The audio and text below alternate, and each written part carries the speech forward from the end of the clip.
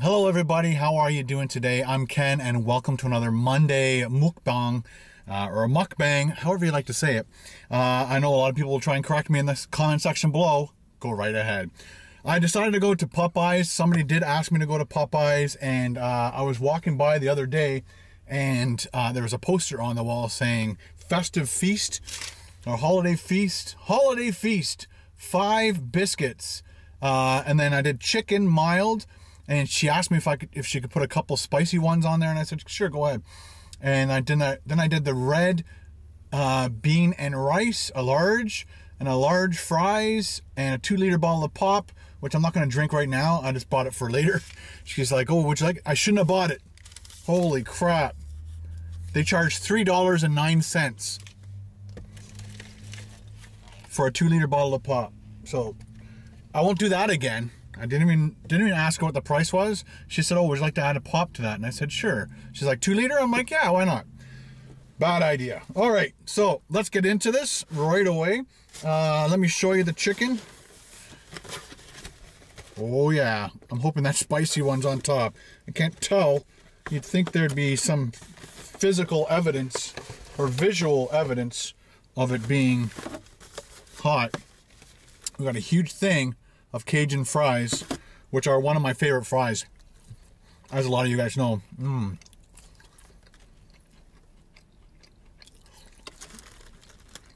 Very, very good. I'll be picking away at these as we go, but I'll be mainly after the chicken. And I wanted to try one of their size I've never had before, which is their red beans and rice. It looked pretty good in the picture. And I got 4 spoons because I'll be taking like a couple big spoonfuls, and then, like I said, because I'm not gonna. This is like a meal for 4 people, so I'm gonna try to eat at least 3 to 4 pieces of chicken. Tell you a story as we go. In the picture, it looked better on their bulletin board thing, because I can't see the beans unless it's at the very bottom, I guess. There we go. Red beans and rice. I think I got some there.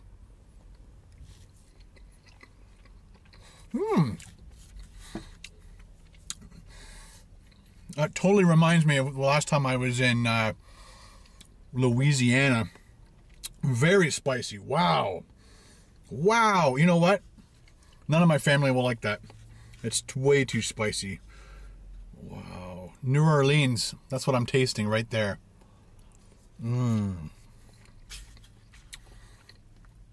Very, very nice. So I said on the community thing on my channel, what is this? Oh, this is the biscuits, right? I forgot to show you. I said that I was going to do, oh, they came fresh. I saw her making them. And then, like, put the tray up on the shelf there, and then she grabbed from there. Oh, check out that biscuit, ladies and gentlemen. Let's see how easy that comes apart. Ooh, is there steam? Can I see steam? Yep, I can see steam. I'm gonna eat it straight like this. Buttery, delicious biscuit. Wow, that is nice. I haven't had their biscuits in a long time. I haven't eaten at Popeyes in probably a year. So this is a treat.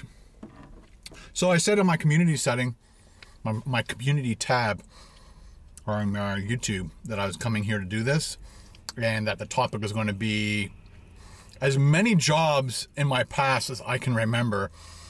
I woke up at, I don't know, 7 o'clock this morning,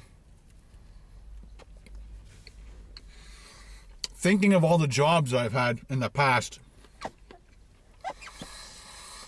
And there are a couple that kind of popped up in my head and went, oh yeah. And those are the jobs I probably had for maybe like 2-3 weeks. And then I quit because it just wasn't me. And you gotta work at a job that you really like. I did bartending for a while. Really liked that job. I think I'd still be a good bartender. I just don't want to work. I think that was my biggest drawback, is I love going to the cottage on the weekends, and of course that's when you make all your money as a bartender. Thursday, Friday, Saturday night, everybody's in there watching sports. Make all your tips. The rest of the week is kind of dead, depending on where you work. Let me know in the comments below if you are a bartender. And I was probably 20 to 21, somewhere in there, when I worked at O'Toole's in Markham, where Carol and I met. So I worked there before I met Carol, and I was a bartender, and Paul was the cook, one of the head chefs there. I'm not sure if he was like a manager chef, because we're just coming out of high school and going, well, we were out of high school, but yeah, I'm a year older than Paul. Yeah, we were both out of high school. So my very, very first job ever was a Greasy Spoon restaurant. Oh, happy holidays, by the way. I got my lights happening. Was a Greasy Spoon restaurant called the Big Sizzler. A Greek family owned it. So they had souvlaki and gyros and a bunch of Greek food like that. And that's where I kind of fell in love with souvlaki. And so I worked as a cashier.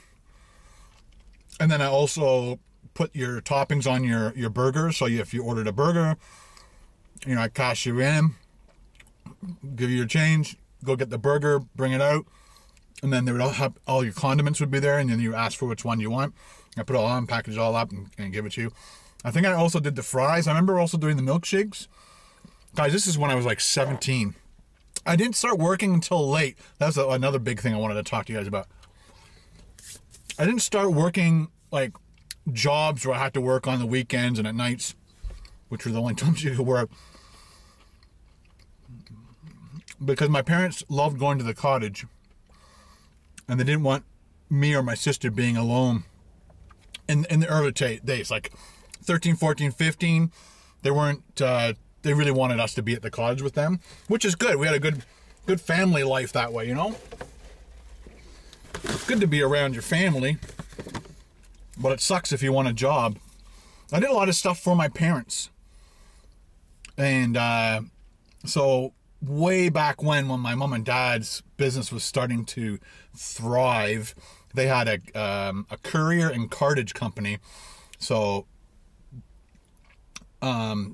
it used up all my dad's time, my mom's time.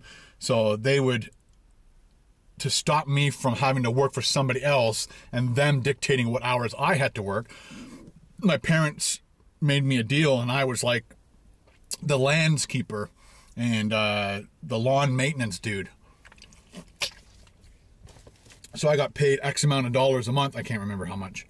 And I looked it up back then, back in 1983, 84, 85, minimum wage was $4. And I think my first job was like $3 and something per hour. And then when I worked my second job after that, when I was like 18, 19, 20, 21, I worked for Pizza as a delivery boy. Pizza delivery. And it was a good job. And I worked out of the Markham store, which used to be right on Main Street. Then they moved it, and they tore that building down and put up condos or something. And then I went from that to the Unionville one, because I got fired. Not to my face. I went in to go look at the schedule, and my name wasn't on the schedule, and I'm like, what's up with that? And the boss wasn't there that day, and he was the one who did the schedule. And what came down to was he kept scheduling on things on days that I needed to do something else, go out with friends or go to the cottage or whatever. And so I was responsible enough to get other people to work those shifts for me. The boss didn't like that, but in my eyes, I wasn't doing anything wrong. I was just giving away my shifts and taking the ones that I really wanted. And he didn't like that and fired me. So again, he didn't fire me. I just went in and found out that I wasn't on the schedule. That's how he fired me. All right, let's take a bite of this, see if this is the spicy one.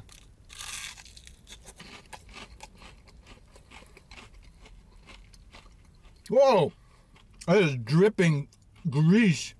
Look at that. Oh. It doesn't taste like the spicy one. I'm also looking to see where I'm going to put my bones, because I don't want to put the bones. I'm going to have to put them in this bag. That's going to suck. The scariest thing that happened to me at Pizza was I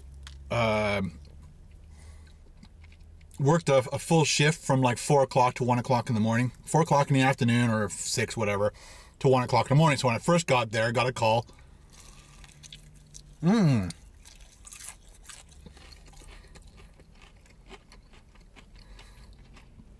go to a house party, and the instruction on the sheet was deliver it to the back door. I guess people won't hear it at the front. So I went there, went to the back door, knocked on the door, sold them the pizza, went, wait. 1 o'clock in the morning comes around.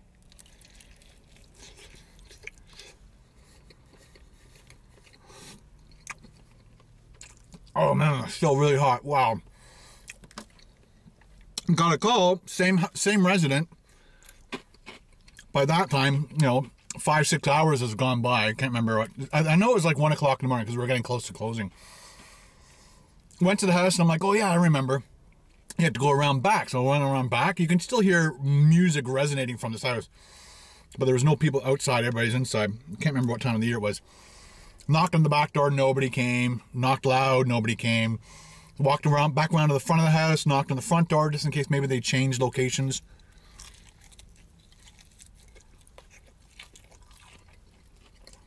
I could see them in the basement through the curtains. They're like little windows. Maybe that tall. Wrapped on that, and a guy, a drunk dude, punched through the window with a 12-inch butcher's knife at me. Yeah.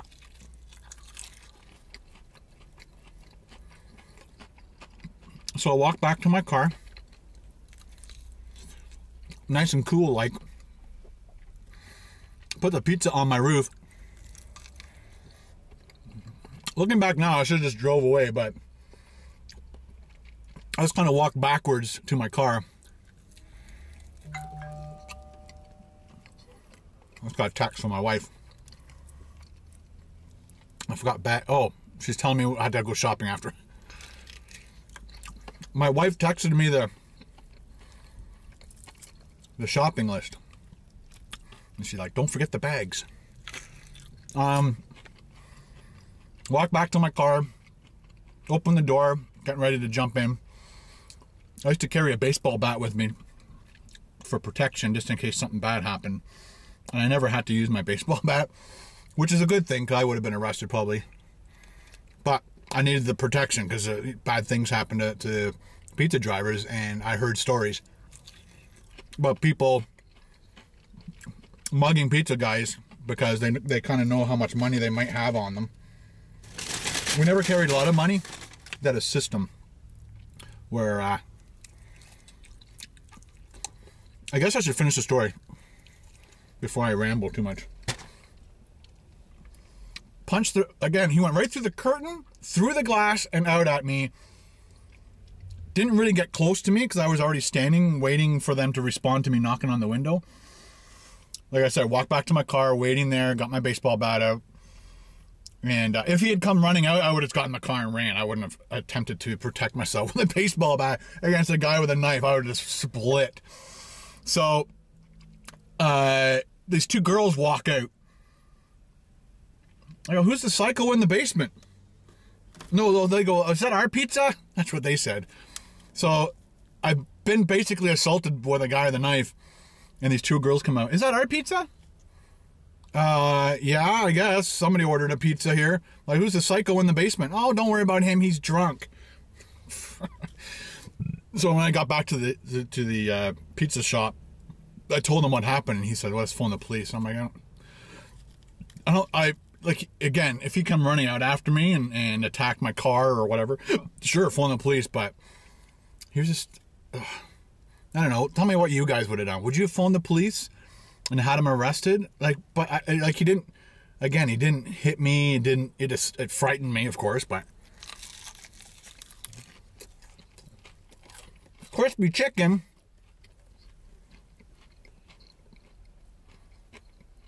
So out of all the jobs I've ever had, I think that was the scariest thing that ever happened. Yeah, pretty much. I was never robbed or... So after Pizza, I think I worked for O'Toole's, somewhere around there. Where else did I work? I worked for an oxygen supply company when I was in my early 20s. So I drove a truck around with these big liquid oxygen tanks inside. And it was a very depressing job because you're delivering oxygen to people who you were sick, obviously. Not all of them. Some of them just needed that extra little boost of oxygen. So, but your route would change every once in a while because somebody died or they're back in the hospital, and it was just, you got to know these people and they became friends, and they looked forward to you showing up, and then they're not on your list anymore. And so I quit that job. I would say I quit more jobs than I ever got fired from. I just got sick of it, and when I worked for the school board, I started working for the school board, the York Region District School Board. I started working there when I was 27. I think I just turned 27 and I got the job. It was through Carol's mom, because Carol's mom worked there. I had just graduated from college, graphic design. I got my diploma in graphic design. 3 years of college. I graduated in 91, right into a recession. If you're old enough, you'll remember the 1990, 91, 92 recession. No jobs. So my parents hired me as a courier driver from, I guess I was 23, 24, 25. Maybe it was 25, 26, 27, right. So I worked for my parents for about 3 years doing courier work. Mainly I did the mail run. So there are these big companies out there that needed to have their mail moved from one company to another, and it had to be done through courier, but they did it every day, sometimes twice a day. So that was my gig for like 3 years. Thanks, Mom and Dad, I love you. That really helped us, because I was dating Carol at the time. And then Carol's mom said, oh, there's a job opening at the school board at her school that she was working at, which was Markville Secondary School in Markham, Unionville. And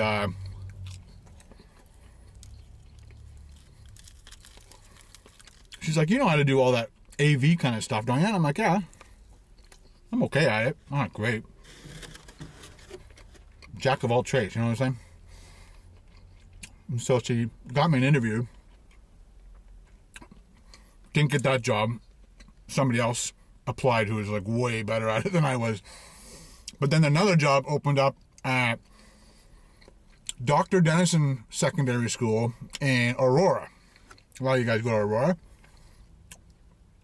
I met a few of you guys when you guys went to school in Aurora. So Adam, he's always in the comment section below, and he's the guy who let me Costco food challenge at his house with his wife and his kid were there. So thank you very much once again, Adam.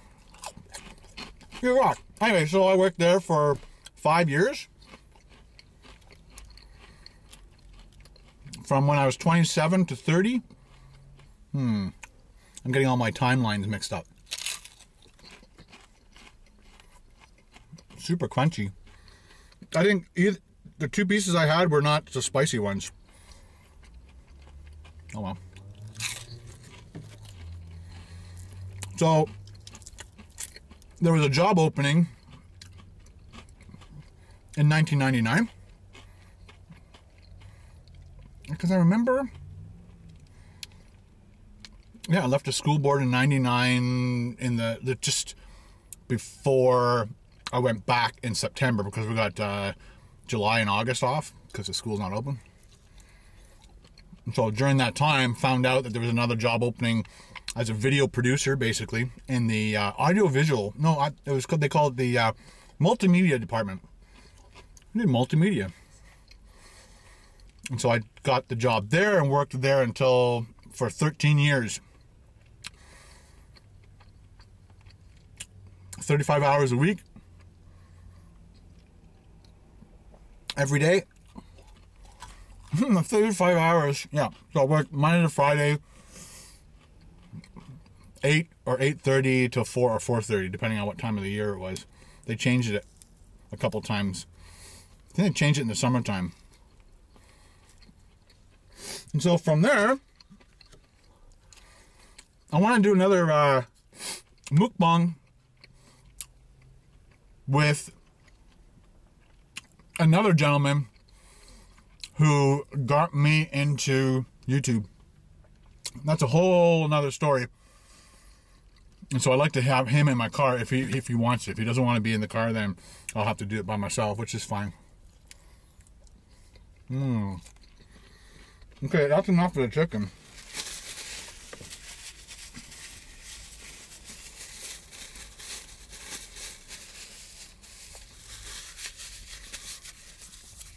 I think in 2006, I had 2 co-op students, Adam and Laura,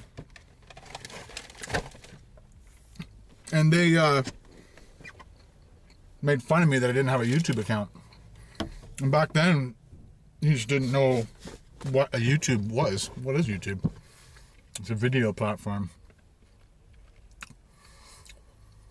That's around the time MySpace was big.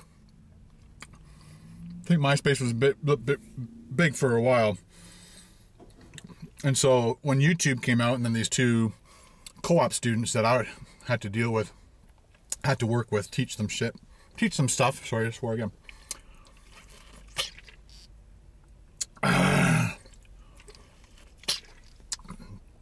last piece of chicken was a little dry. Ugh.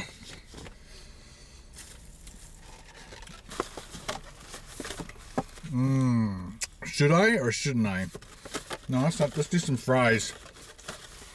I know they're not very mukbangish. Wish I eat more of that rice. There's the rice. Ooh, check this out.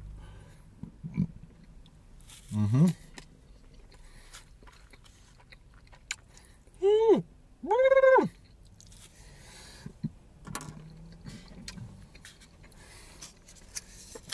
I had many jobs, people. Many jobs. Again, most of the time I would work a couple weeks, couple months, 6 months, a year, and then leave for whatever reason. You know what's amazing? It's minus 12 outside these windows here in Ontario, Canada. But because I'm wearing a hat and I'm eating all this hot food and it's spicy, I'm actually starting to sweat. Yes, I am.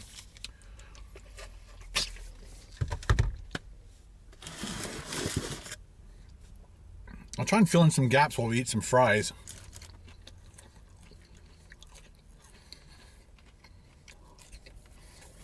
Hope I didn't leave you hanging too much.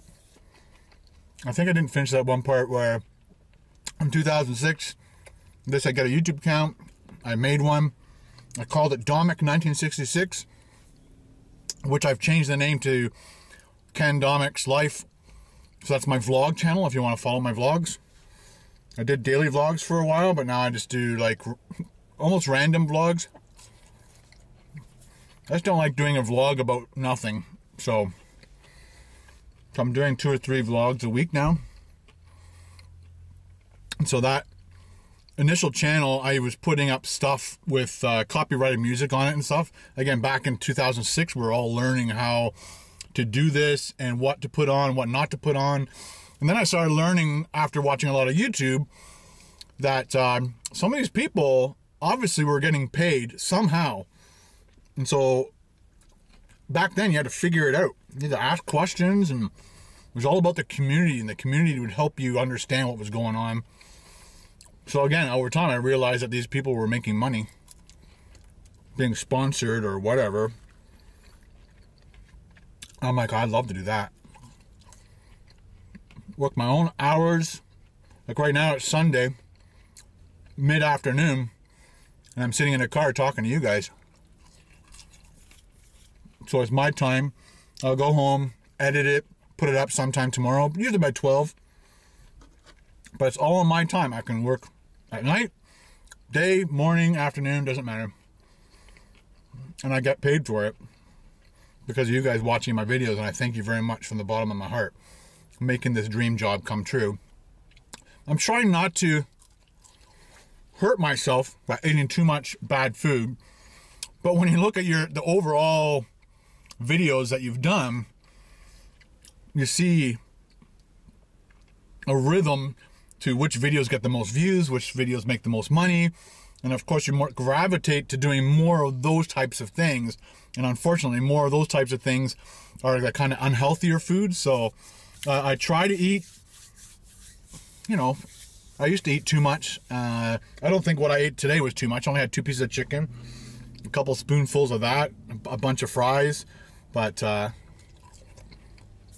this whole mukbang to me is more of storytelling to you guys, enjoying some food.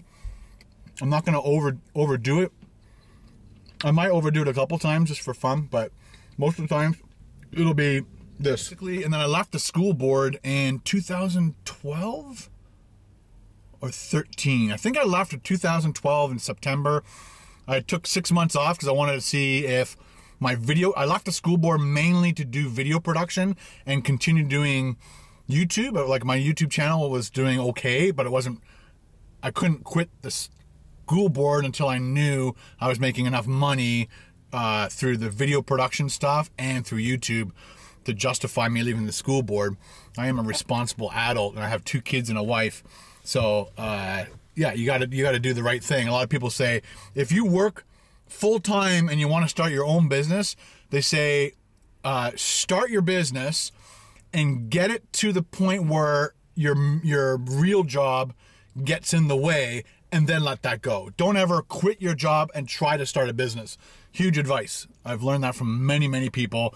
You create your job, your business, get it going. If you go to do wedding photography or wedding video, and you got to get it going to the point where it now is doing well enough that this now can be dumped and you can move on with your life, and then you have your own company, which is the best thing in the world, working for yourself.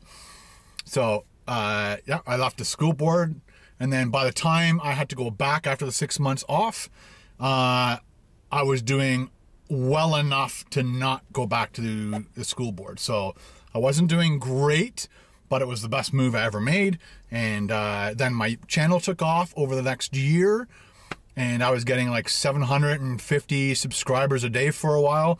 And that was back in the day when I first started doing a lot of secret menu item stuff, and it just took off. And because of you guys, you made it all possible for me. So I thank you. And like I said, I've got this big food channel. I got my vlog channel. It's got 25,000 subscribers on it. I have my uncut and raw channel where I put all my uncut and raw food reviews on there, because a lot of people like to see the whole process. And so I originally started putting them here, and then people asked me not to put them on the big channel, so I created a new channel called KBD Uncut and Raw, and that's where I dumped them. We've got like over 4,000 subscribers over there, so thank you very much for all the people supporting me on that channel. Well, ladies and gentlemen, that was another mukbang Mondays for you. We did the Popeyes holiday feast. If you want to try it out, somebody on Instagram said, "Oh, that's $20 here in Louisiana," which is about $23 Canadian. So, but here in Canada, it's 30 bucks. And don't buy the pop. That's a huge recommendation. Buy your pop at a grocery store for like 99 cents instead of $3.09. All right, guys.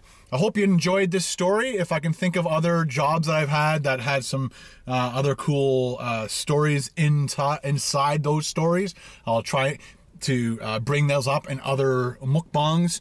So thank you very much, and leave more comments in the comment section below as to what other stories you would like to hear. I really want it. Next week I'm going to be doing a Christmas one. I don't know what I'm going to be eating yet, but I think we might do the turkey. I'm not sure, but it's got to be Christmassy, and I'm going to be talking about my Christmas past, present, and future. Cool?